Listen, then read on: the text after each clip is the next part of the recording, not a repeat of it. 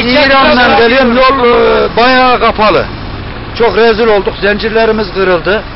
Şu an işte döndük geldik, araçlarımız burada. Evet.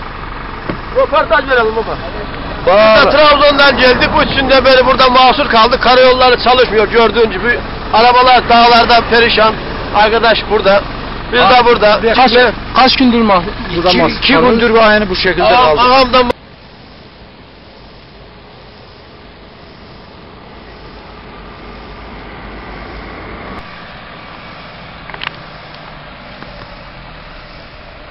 Alt su bitmek işte. O diğerini tamam ha.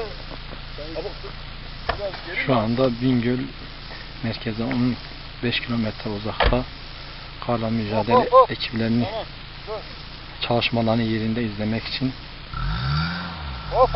biz de yola koyulduk. Şu anda mahsur kaldık. Arabamız çıkmıyor. Kar ve tipi var. Kırsal kesimde 1-1,5 metreye kadar kar yağmış.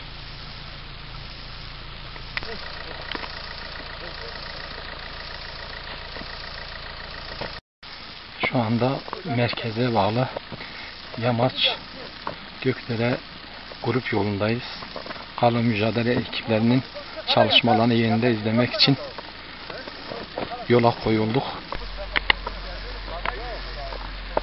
Görüş mesafesi kapalıdır. Kapalıdır. Yani 4 sefer gidip gelir kara inemişim, önümüzü göremiyoruz. Burada çok su yağmış ha. Yani 1 metrenin fazlası yağmış ha. Şu anda Bingöl genelinde 11 ekip, 18 grader, 13 dozer, 8 kepçe, 3 kar küreme makinesi, 2 rotatif ile kar mücadelesi vermekteyiz. Toplam 84 personel şu anda ekipte yer almaktadır. Arkadaşlar çok özveriyle çalışıyor. Fakat görüş mesafesi olmadığı için zorlanıyoruz.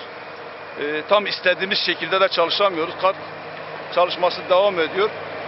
Acil yerlere, özellikle hasta olan ve çok böyle acil yerlere şu anda endişe. Fakat ilçelerdeki ekiplerin de çalışmalar devam ediyor. Onlar da ilçelerde çalışıyor.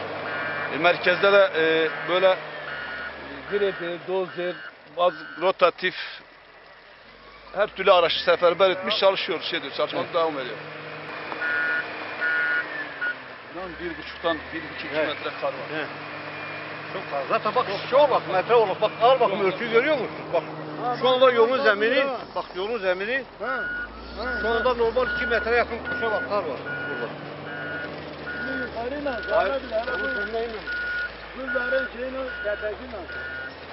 Orada berbat olur.